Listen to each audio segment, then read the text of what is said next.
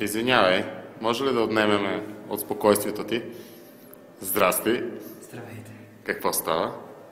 Ми нарушихте ми спокойствието току-що. Ти преди малко избухваше на сцената. Как се справи? Смятам, че се представя добре.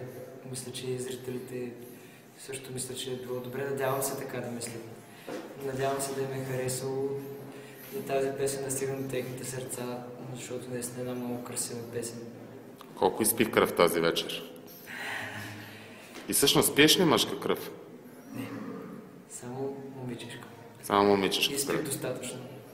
Това помогна ли ти да се справиш на сцената тази вечер? Абсолютно мога да кажа, че ми е помогнало. И това се видя. Смятам, че се представих добре, дано и зрителите да го оценят. Разбрахме, че си имаш официална нова страница, която ти поддържаш, понеже разбрахме, че старата се поддържа от един твой фен, Да. а почитателите на нея могат да те намерят постоянно, нали така? Абсолютно така е.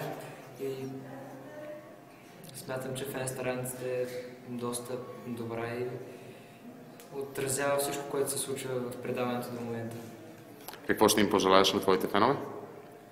Ще им пожелая да са живи и здрави, най-важното, и да внимават каква кръв пият.